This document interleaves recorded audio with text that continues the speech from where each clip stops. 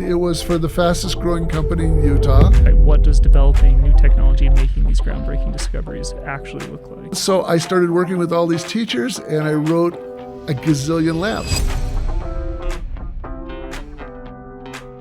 All right, welcome to another episode of the BYU Tech Transfer Podcast. Today we have Bryce Hixson with us from Loose in the Lab. We'll let him kind of introduce himself. He has a wide and storied past, but Bryce, do you mind kind of introducing yourself, talk a little bit about Loose in the Lab, and then we'll transition into some of the work you're doing with Dr. Smalley. Sure. I got my degree at Oregon State University in 1980 in science education. Taught school in the Portland metropolitan area for 3 years, and while I was there, created a lot of my own curriculum. In the process of doing that, one of my colleagues actually stole a graphing unit that I created out of pretty much sheer desperation my first year. I needed to fill the time, and she submitted it to Prentice Hall, and so unbeknownst to me, she did that. Mm-hmm. And I got an envelope in the mail about Christmas time, my first year of teaching, and it said, "We received your submission and we'd like to purchase this unit for inclusion in a teacher resource book." Now, at the time, my entire annual income in 1980 for teaching school for a year and coaching 2 sports was about $16,000. Okay. And they were saying, "We can't give you a royalty, but we'd like to pay you $3,000 for this." Yeah. It's like, okay, sure, twist my arm. Right. Then I went to Jennifer and I said, "What in the world were you doing?" She said, "Well, I felt bad that I stole your unit, so I thought we'd see if we could help you out." So anyway, once you get into the world of publishing, people pick you up. They look for your name on a book, and then they say, "Oh, let's see if this guy would like to work on this project." So I work with Prentice Hall, Holt, Reinhardt, and Winston, McGraw-Hill. I contributed to textbooks for all of those big publishers. And the last one gave me an opportunity to do something that I'd always wanted to do. I told Dr. Kingston when I took the job in Tigard that I was going to teach for 3 years. Mm-hmm. I wasn't interested in tenure. I was going to go to do something else or move to a new part of the world. Mm-hmm. And when I was in college, we would go down to Los Angeles and from Oregon to LA in January and February was like night and day, gray and drizzly and rainy and everybody's running around tan and it's 72 degrees. And I thought, I got to live down here. So I had a publishing contract with Holt, Reinhardt, and Winston. And I had a friend that lived in Manhattan Beach, California. Okay. And they said, "Hey, we have a big 6-room house. One of our roommates is moving out. You keep telling me you want to live down here. Here's your chance." Yeah. So I just went in, tendered my resignation, much to the surprise of the principal, right. And moved to Southern California. And my goal was I really wanted to be a syndicated cartoonist. I wanted to be the next Gary Larson in Far Side or Berkeley Breathitt in Bloom County, one of those guys, Yeah. And but I was working on this book for Holt, and so I went to the closest elementary school I could find, which was in Hermosa Valley, the Hermosa Beach. It's the next little town over. All these beach towns are smushed right next to the other. And I got a hold of a 5th grade teacher there. I said, I need to borrow your kids for about 6 weeks. I'm working on this unit, and they're the right age, and I'll provide all the materials. I just need to borrow your class. Right. So I went down there, and I taught hands-on science, and I just tried out all these different activities. And at the end of the 6-week period, they know I love maple bars, hence the cougar tails. Yes. And so they got me a dozen maple bars, and Dee Strange, the teacher I was working with, she said the principal wants to meet with you. Oh, nice. I said, okay, that's fine. And so we went in and I met with the principal. It turns out in a 1-school district, the principal is also the superintendent. Right. So I went Makes sense, right to the top, yeah. And she said, "We've gotten just incredible feedback from parents, from the teachers that were watching what's going on." And they actually had 2 little labs that they had built for teaching hands-on science, but nobody ever used them. Right. And she said, "What we'd like you to do is we'd like to hire you to teach everybody from kindergarten through 8th grade science once a week in a lab." Mm-hmm. And I said, "Okay, well, sounds like fun. Not what I was planning on. Right. But we put the career as a syndicated cartoonist on hold. and so I started working with all these teachers, and I wrote a gazillion labs because they would say, well, we want to teach this. And I would look and there was nothing, so I would write it up. Right. And does the lab teaching curriculum change based off of age? Like, I would assume that would come into play a little bit. Oh, yeah, absolutely. Because you said kindergarten to what, 5th grade? 8th grade. 8th grade. Yeah. Right? That's a pretty wide spread of ages there. Yeah. Well, every state has its own state core. Okay. And so they say in 1st grade, we want you to learn this. In 4th grade, we want you to learn that. In 8th grade, we want you to learn this. And so you have an idea of the general topic, but if you want to teach magnets, there's a lot of different ways to teach magnets. Yes. So the nice thing is the last year that I was there, well, it turned out to be the last year, we received an award as one of the top 10 elementary science programs in Los Angeles County, which at the time had about 2,200 schools. Yeah. And so people started calling up going, how did your little one-horse school... how did you pull this off? Yeah.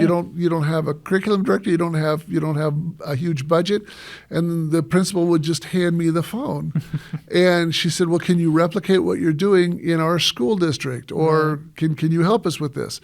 And I would say, "Well, sure." And they would say, "Well, how much do you charge?" And I was like, how much would you be willing to pay? Right.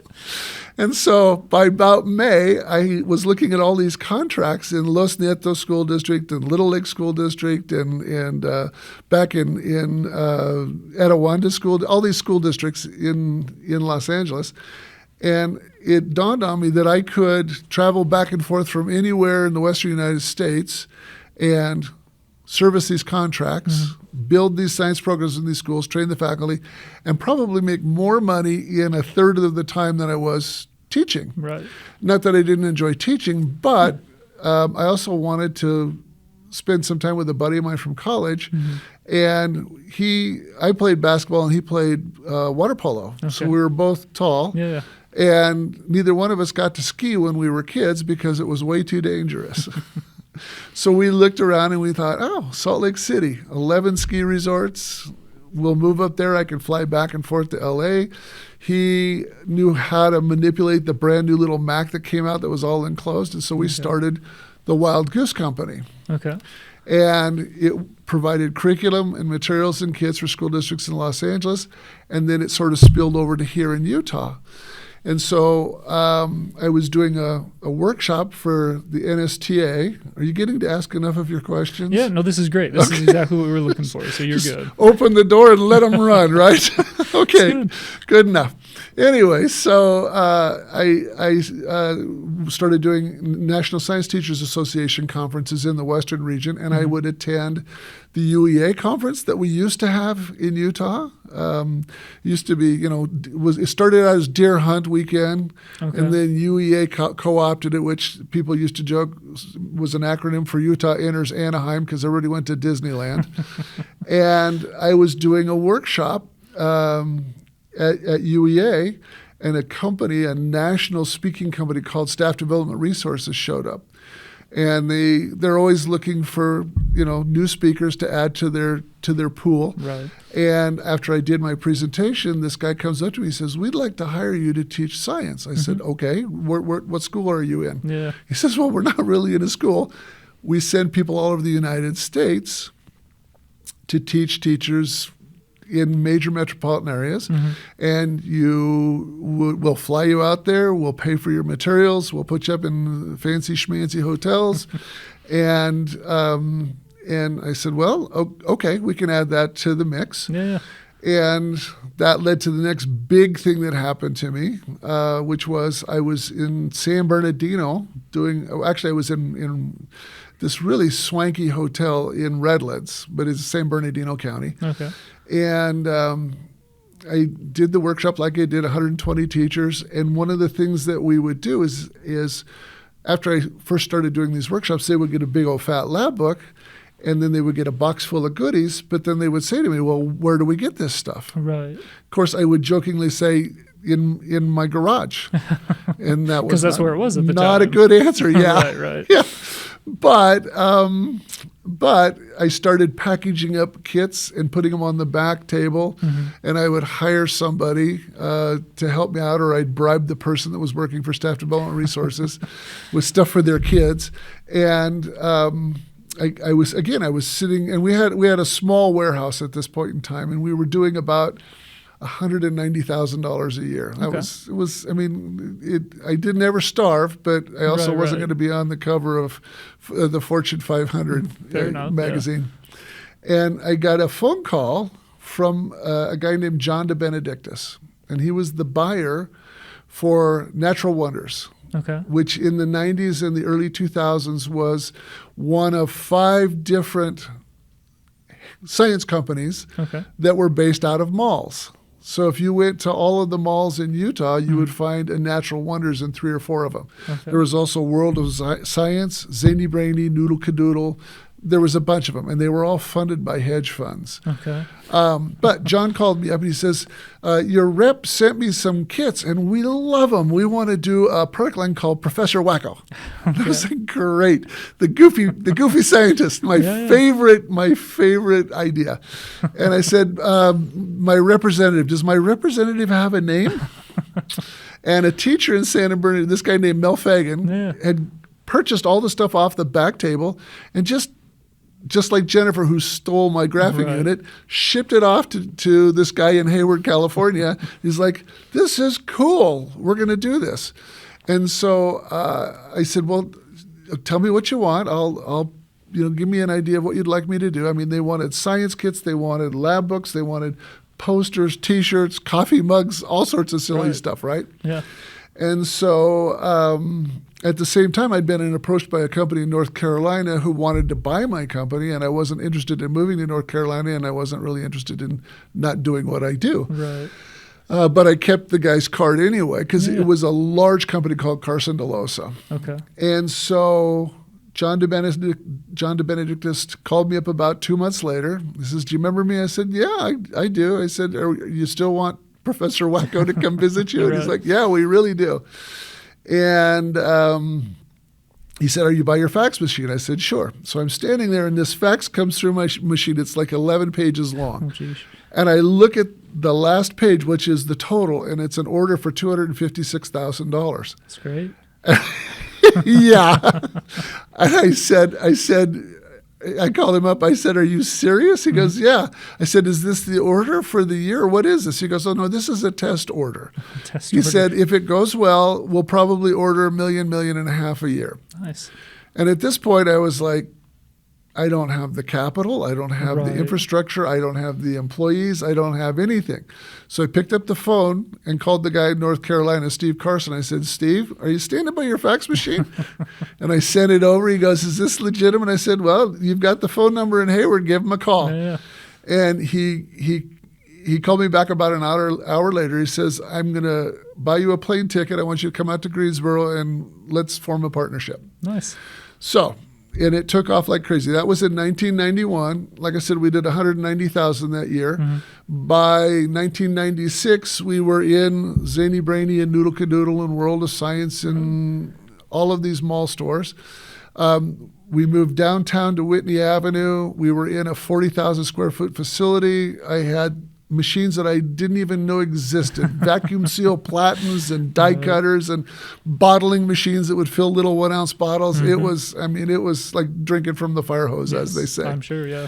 But in 1996, Governor Levitt gave us a big crystal vase that's still sitting on top of my stereo cabinet, and it was for the fastest growing company in Utah. Nice. Over that 5-year period of time. It was about 7,200%. It was about $3.2 million. Fantastic. So we got the award. We went to New York. We won a bunch of awards for the Toy Fair. Right. That was a lot of fun. In fact, we did the very first slime kit before Nickelodeon did that. You guys were the first. We were the very first ones. Nice. And I had a friend that went to school at the University of Utah. He was an organometallic chemist. And I said, okay, Michael, let's do something fun for kids. He goes, what about slime? Kids love slime. I said, yes, boogers, that's elementary school, 110%. Yeah. And so I said, write me up a lab, and then we'll publish it, and then we'll make a kit for it. Right. So I got the book, And I read it, and it was written the same way Dr. Smalley speaks, which is at PhD level. Right, very, very high level. Yes, Oh, yeah. absolutely. It's like, if you've had eight years of chemistry, you'll understand what this sense, is. Yeah. I said, but we need to make this reachable for the average man. Yes. And so, but I thought it was so funny the way he wrote it. I just thought, this is just like, Charlie Brown's teacher. Wah, wah, wah, wah, wah, wah, wah, wah, wah, wah. Yes. So I said, now, and literally, I said, okay, what did he say was the next paragraph. So we translated it and said, okay, grab this chemical, grab this stick, we're going to mix it together. Here's what's happening on a molecular level. Here's what it's used for commercially. And we won like 6 awards that year. Yeah. Well, I imagine that takes a special amount of talent to be able to take something from a PhD level, right, and boil it down into maybe not its simplest terms, but into terms that people can actually understand and actually actionable by them to do something. Yeah, I don't know if it's a talent or it's just survival mode, but both of my parents were teachers. My mom was a home economist and my dad was a history teacher. And they would always tell us that, one of the hallmarks of an effective teacher is you can make everybody understand the concept. Yes. You're not impressing people with your vocabulary or your jargon or your asymmetrical appearance. They go, oh, okay, and Right. you get a genuine moment. That aha moment. Right? Yes. Like, oh, I understand this, at least at that level. Yeah, and then great. now you've got them hooked because their pupils are dilated, the dopamine is just saturating their neurons, and they want to come back and see what's on the menu for tomorrow or the next day. So anyway, in 1996, Carson DeLosa was positioning themselves to be sold to a larger media company in Canada. I didn't really want to go along for that ride, and so they bought us out, but the provision was there was a 2-year non-compete. Okay. So I attempted to help a guy down in Sandy start a hands-on science museum / outdoor experience, Okay. or outdoor science center at the mouth of Little Cottonwood Canyon. He had 10 acres there that he had purchased in 1957, and now it was, of course, quite built up since then. But he had 2 doctorates from the University of Utah in physics and 1 in chemistry. He was quite old. He actually helped Oppenheimer work on the bomb. Oh, wow. And he met Amelia Earhart when she landed in Salt Lake on one of her. He was a real character, but he was also impossible to work with. So I spent a year working with him. I did a lot of skiing again. Had a great garden, and then my wife finally said, do you want to stay married, or do you want to just keep doing what you're doing right now? It's like, okay, we'll get out of your hair. Yeah. And so at the end of the second year, I started Wild Goose 2.0 called Loose in the Lab. Okay. Running around unsupervised still. And it was really interesting to me because it's a pretty small industry. And within a week of my non-compete expiring, I didn't know people were aware of all of these contracts that were out there. Right, but they're paying attention to But it. yeah, and they all talk. Yeah. I got invitations to go to Lakeshore Learning in Chicago and to Delta Education in Boston and interview with them to join their staffs. And so it's like, how did you guys know? It's like, well, we knew. We knew. And we'd had so much success with the Wild Goose, and that, like you said, people talk. Yes. So we wound up signing a contract with Delta Education and did a whole bunch of stuff with them. But they're a company that gets traded a lot. They were sold to Harlequin in Toronto, the romance company. Yes. But they bought Delta Education for some reason. Okay. And so we completed all of our contracts and split ways. And then I thought, let's just downsize. Yeah. And my kids were all in upper elementary, middle school, and high school. I got 4 of them. I volunteered a lot in their classrooms to do free science lessons for their teachers. I did scouts for 15 years, went to more dance programs than I would care to remember. Just did all the stuff that you want to do, right? And then about 12 years ago, I was again sitting in my office, and this guy shows up, and he has a contract, a legislative grant from the state of Utah for the Division of Oil, Gas, and Mining. Okay. This is the last of the answer to your first question. Oh, you're good. I was sitting there, and he says, what do you know about geology? I said, enough to be dangerous, I suppose. Yeah. And you can write curriculum, yeah. And you know how to build science kits? And I said, yeah. And I can collect the minerals and get the right rock in the right box. I said, what do you want? He says, well, we need somebody to go out and to teach fourth grade teachers the Utah State Core, rock cycle, minerals and their uses, history of the earth through the fossil record. I said, no problem. Yeah. So we created a program, and it was supposed to run for 5 years. At the end of the 5th year, John Baza, Dr. Baza, who's the director, called me in, and he says, we are getting a lot of really good feedback. This is giving us a lot of run. Yeah. People are learning their geology, and it's one of the 6 it's one of the 6 core industries for the state of Utah from the governor's office. So we want people to know about oil, gas, and mining because we're in the top 10 in all of those categories. And the teachers love your workshops, and you make them giggle, and then they want to take the materials and go into their rooms and teach kids. So one of the schools that I worked with school districts was Provo. I worked with most of the school districts in the state of Utah. But Provo, the gal that was running that program, Amy Rosenval, was really enthusiastic, and she got all of her schools on board. So any school that you walked to in Provo School District had the lab books, had these colorful boxes full of rocks and minerals and fossils, and there was test tubes and strange chemicals that were supposed to do stuff. And Dr. Smalley, in preparing for the project that he's working on now, walked into one of the classrooms, found it. Yeah. Again, I'm sitting in my office, and the phone rings. He's like, hi, this is Daniel Smalley from BYU. You got a minute? Yeah. And here I am.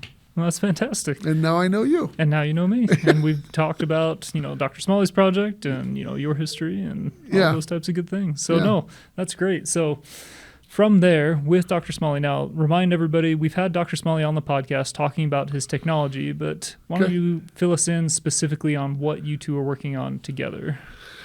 Well, the simple goal is to recreate Princess Leia popping out of R2-D2's bean. Yes. Because holograms only exist as CGI images on movies. There are no real holograms.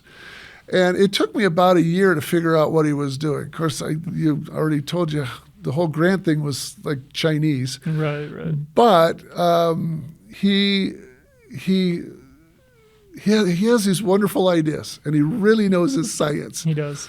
But he's like Dr. Kralik, the organometallic chemist. He's always talking in these 18-syllable words, photophoretic displays that are illuminated. It was like, okay, we're going to Google those and find out what you just said. But what we're doing is we're taking the original trapper, which actually had a green field and a cow in it. I said, we can't do that. We're not doing Roswell, where the aliens abduct people missing most of their teeth or show up on SNL skits. I would make something that's sexy. I want a Porsche 930 Carrera, Turbo Carrera. So we've got this cool little trapper, and what he's looking for is he's looking for particles that you can paint or dust on a slide, put it into the trapper, find the focal point of the laser, heat it up, and get it to levitate. Then you can remove the slide, and as long as the laser is there providing heat, it will stay levitated and illuminated also because it's a laser. And this is part of his volumetric display research, right? Where he's been looking into optical trapping of particles, and then the illumination of those particles, and then rastering those particles. But this specifically is just the trapping and then holding that particle in that optical trapped position. Right. He wants to find a whole library of particles that they can play with. Right. And he's going to use citizen scientists, more specifically kids, to do all of the, it's like, let's test yeast and cinnamon and gerbil lint. And anything they can possibly think of. Nothing's off the table.